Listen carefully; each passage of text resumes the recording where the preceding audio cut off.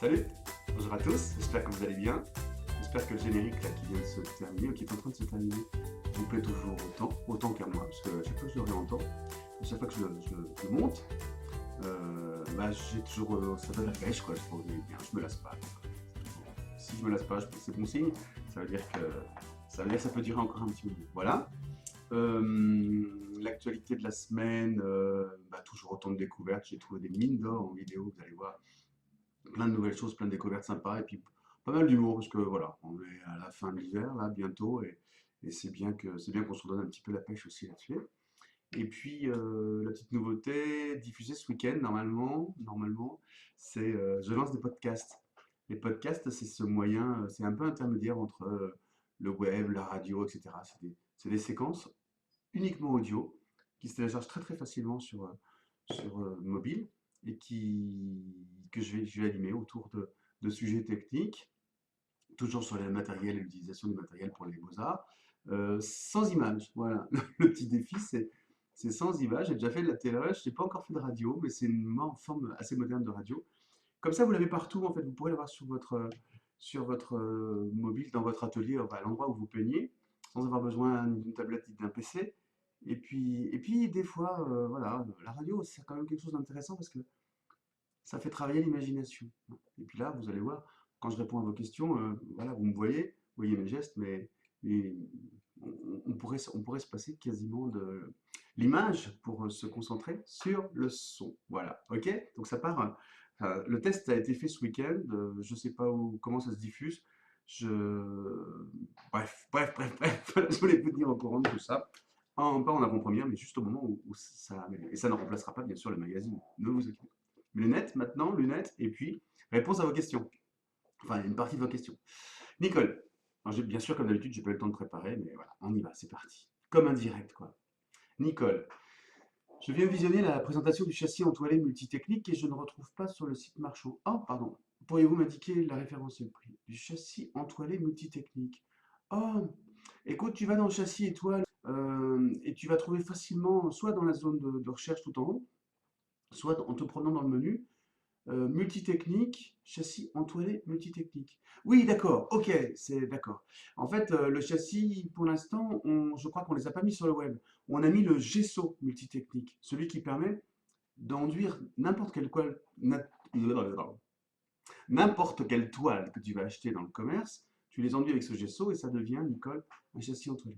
C'est vrai que Nidar vend aussi des châssis déjà pré-entoilés. On les vend dans le magasin, mais je ne les ai pas encore mis sur beaux-arts.fr. Ça viendra. Et puis si vous êtes 15 000 à demander ça, on ira encore plus vite. N'hésite pas.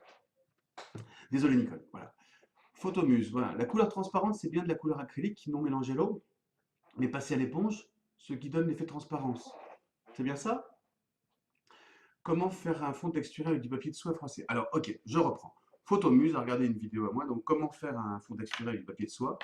Vous vous souvenez, hein, on prend du papier de soie, on maroufle avec du Bindex, on laisse bien sécher, et puis après, il y a plein de froissures qui permettent après de travailler. Alors, en fait, la transparence et l'éponge, ça n'a rien à voir. Le truc, c'est qu'il faut que tu choisisses d'abord, si tu veux faire des effets transparents, il faut choisir une couleur transparente. Et pour ça, sur le tube, que ce soit à l'acrylique comme à l'huile, il y a une indication dans toutes les marques, soit un petit carré, soit un petit rond qui est plus ou moins rempli en fonction de l'opacité. S'il est tout rempli, tout foncé, c'est opaque. S'il est vide ou à demi-vide, il est transparent ou semi-transparent. Donc ça, c'est la caractéristique du pigment, ou du mélange de pigments qu'il y a dans la peinture. Ce n'est pas une caractéristique de la gamme de peinture, ni de la marque. D'accord? Donc si tu veux faire de la transparence, tu choisis des couleurs qui sont plutôt transparentes. Après, il y a d'autres manières d'avoir des effets glacis, mais c'est quand même plus simple de partir d'une couleur transparente. Ensuite quoi? Ensuite, si tu prends l'éponge, comme je l'ai montré, et tu frottes, tu effleures, si tu veux, je vais pas y arriver. Tu effleures ton papier de soie collé sur la toile, tu vas avoir des effets d'effleurement, donc tu vas avoir des différences de couleurs quand la couleur va s'accrocher dans les aspérités, et donc tu vas avoir des différences de couleurs. J'espère que j'ai répondu à la question. Cécile, que veut dire peaufiner? Ah, Que veut dire peaufiner? Comment signer une toile? Dans la vidéo, comment signer une toile? Peaufiner, alors c'est peut-être pour nos amis québécois, ou belges peut-être, pour répondre à la question. Peaufiner, ça veut dire fignoler. Le fignoler, je pense que tu vas me dire, oui, mais que veut dire fignoler? Ça veut dire aller dans le détail, aller dans la précision, être très précis. Peaufiner, c'est revenir, c'est fignoler, je ne sais pas comment dire autrement. Aidez-moi, il y a peaufiner, fignoler, ouais, vraiment, aller dans le détail, et revenir, et revenir, et revenir sur ton travail pour le rendre presque parfait. Voilà, voilà Cécile. Myriam, bonjour, bonjour Alfred. J'ai des tubes de couleur à l'huile qui n'ont pas servi depuis un long moment. Risquent-ils de sécher? Les médiums pour peinture à l'huile. Alors, oui, c'est plus qui risque de sécher, ça sèche, la peinture se transforme. Je vous rappelle que l'huile ne sèche pas, ne s'évapore pas. Il n'y a pas d'évaporation de l'eau, il n'y a pas d'eau dans les peintures à l'huile. Il y a des médiums, il y a de l'huile de lin, il y a des essences, il y a un certain nombre de choses, et tout ça se transforme. L'huile en particulier, c'est-à-dire ouais, l'huile de lin ou l'huile de yette, le médium à l'huile, se transforme vraiment et de manière irréversible. Cette transformation, elle s'appelle, enfin, l'huile cicative. Elle durcit, voilà. Oublie, voilà, elle durcit. Elle durcit irrémédiablement. C'est-à-dire que si tu remets de l'eau ou même de l'essence, tu ne vas pas retrouver la fluidité de l'huile. Donc l'huile qui est dans une peinture, dans un vieux tube de peinture à l'huile, si elle a cicativé, si elle s'est durcie, c'est une transformation de la molécule et elle est irréversible. J'ai déjà dit, ça fait 3 fois. Bon, bref, ça veut dire qu'on ne peut pas revenir en arrière. À l'inverse, par exemple, de l'aquarelle, quand l'aquarelle en tube est super séchée, tu peux la diluer et tu peux retrouver, c'est réversible, tu peux retrouver la fluidité. Donc voilà, c'est à toi de voir. Tu sais, tu malaxes un peu ton tube, tu vois s'il y a encore un peu de souplesse. S'il y a de la souplesse, tu peux en rajoutant des médiums à peindre, en travaillant sur une palette, avec un couteau à palette, bien mélanger l'ensemble pour retrouver de la fluidité, de la souplesse et pouvoir travailler avec. Ça n'altère pas les pigments, hein, tout ça, mais ça va altérer le liant, la fluidité, voilà. L'onctuosité. Ok? Blablabla. Ok, Myriam? Dis-moi hein, si j'étais clair. Mort. Bonjour, s'il vous plaît, je dessine parfois sur n'importe quel papier et je veux informatiser mes dessins pour les garder et les utiliser après. Et je ne sais pas comment faire. Alors, sur n'importe quel papier, ça, on s'en fout, enfin, on s'en moque si tu dessines. Du moment que c'est pas une technique humide, tu peux travailler sur des papiers très très fins. Par contre, tu veux les informatiser, ça veut dire les numériser. Bah, la manière la plus simple, c'est que tu prends des photos. Il y a des outils en plus que tu peux télécharger sur iOS ou sur Android, quel que soit l'univers sur lequel tu évolues là-dessus. Tu prends une photo, tu numérises, tu peux uploader après sur des outils pour les travailler. Je fronce les sourcils parce que, en fait, j'espère que je réponds bien à la question.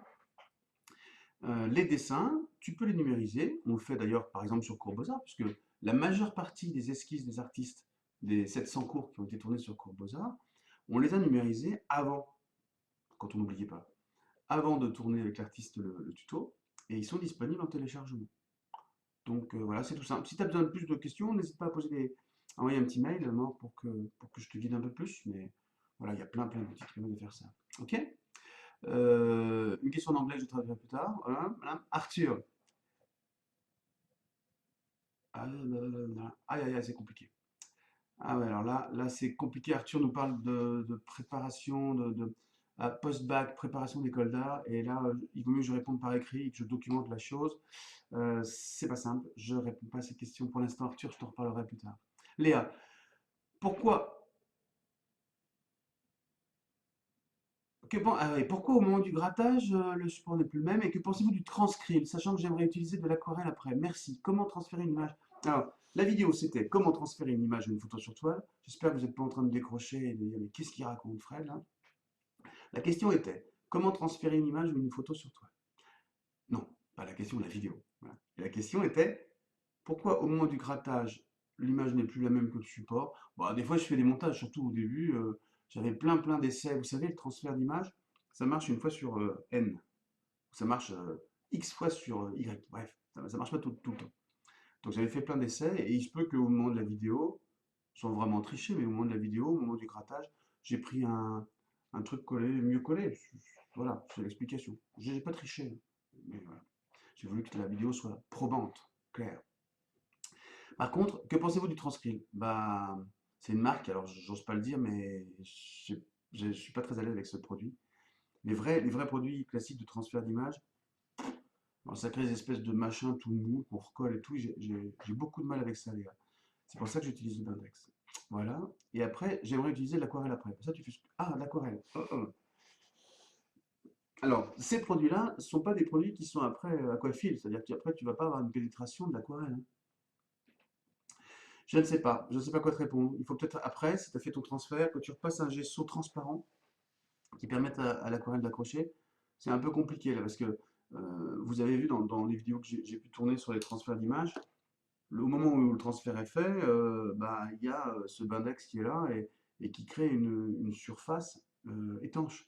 Et pour travailler aux encres et à l'aquarelle là-dessus, si, tu vas pouvoir le faire, mais il y aura une différence notable avec un papier classique.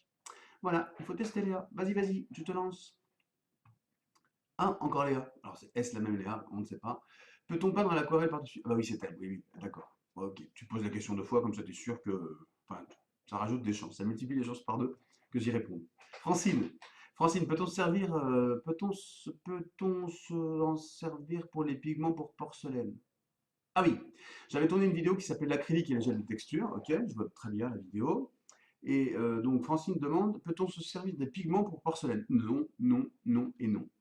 Si tu achètes des pigments pour porcelaine, c'est pour travailler sur porcelaine.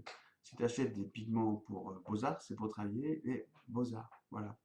Pourquoi voulez-vous tous, encore plus que moi, détourner l'usage de produits? D'autant plus que là, les pigments sur porcelaine, on les cuit. Donc en fait, ils n'ont pas du tout, du tout, le liant qui est à l'intérieur, ils n'ont pas du tout la même réaction, la même résistance, la même couleur en finale, une fois qu'ils sont cuits. Donc tu peux toujours tout faire en fait. Simplement, c'est pas académique. Ça veut dire que tu prends des risques. Mais c'est pas des risques graves pour l'humanité ni pour toi. C'est des risques artistiques. Tu as des risques que ça rate, que ça foire, quoi. Et ça, c'est pas très très grave. Ça fait partie de ça doit faire partie de votre chemin de vie artistique.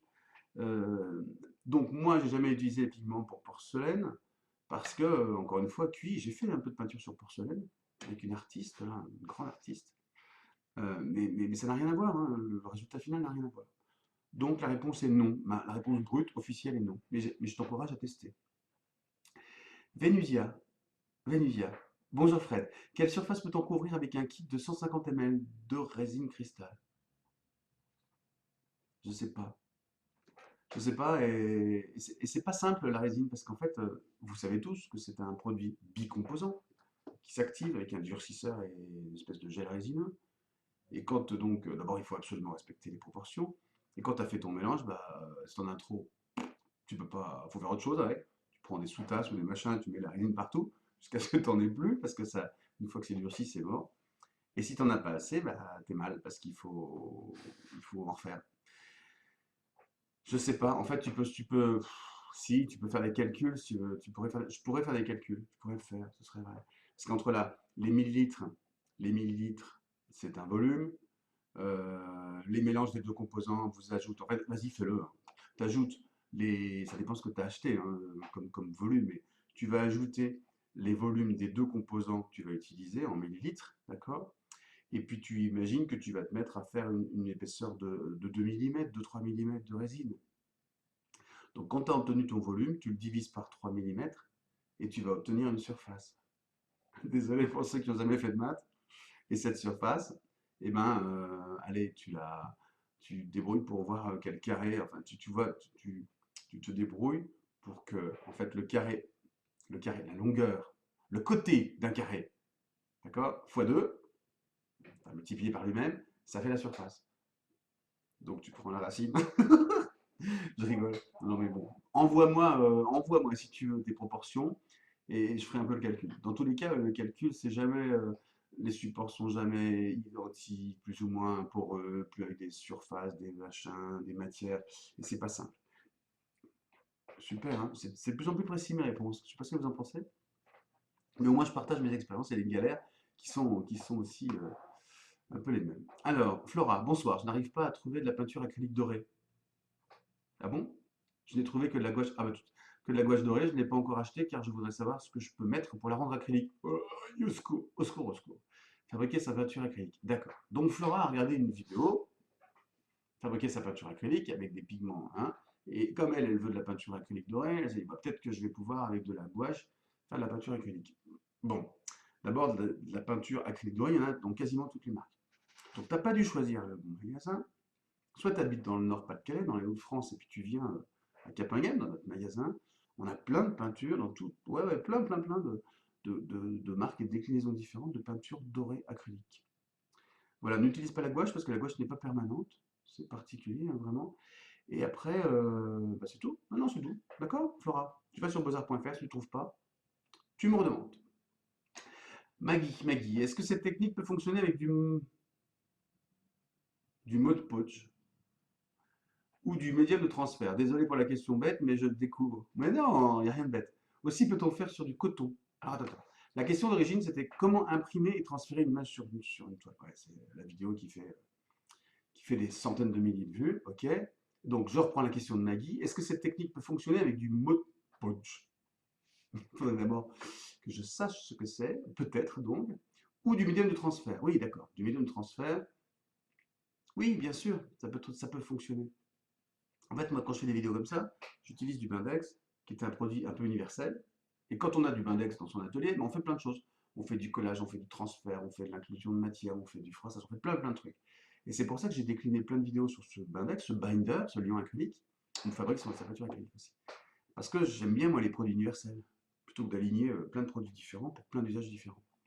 Mais donc, il y a des produits spéciaux, comme le médium de transfert, et qui fonctionnent aussi. Voilà. Mais qui demandent, voilà, qui sont un peu moins, qui sont différents. Moi, j'aime bien travailler avec le Bindex. Voilà. Donc, oui, ça marche. C'est pas une question bête, il n'y a pas de question bête. Par définition, il n'y a pas de question bête. Tina, bonjour Fred, je voudrais faire une petite composition de 2 ou 3 galets sur une toile assez petite. Est-ce que je peux coller mes galets avec un pistolet à glu? Ah oui, je croyais que tu voulais peindre des galets. Non, non, non. Tu veux coller des galets sur une toile. Est-ce que je peux coller mes galets sur un pistolet, avec un pistolet à glu sur le châssis? La réponse est non. Et pourquoi c'est non? Parce que moi, je l'ai fait. Pas des galets sur une toile, mais il y a eu une période où je faisais des choses qui n'ont pas de nom. C'était un peu bizarre. Je collais plein de trucs. Plein de trucs que je récupérais. J'avais des boîtes entières de colifichets, de choses que je collais. Et je les collais quand ça commençait à être un peu lourd avec des pistolets à colle. Dans le temps, la colle sèche et les trucs un peu lourds se détachent. J'ai même un miroir. Ah ouais, c'est ça, j'avais fait un miroir. J'ai toujours un miroir d'ailleurs. Un immense miroir, j'avais chiné et peint dans toutes les couleurs en collant plein de trucs. Et ben les plein de trucs qui tombent au fur et à mesure. Donc les pistolets à colle, le pistolet à colle, je m'en sers plus jamais. Je me sers de gel médium maintenant pour coller une surface sur l'autre, parce que dans le temps, ça reste souple et ça se craquelle pas, ça durcit pas. Donc, c'est super pratique le pistolet à colle.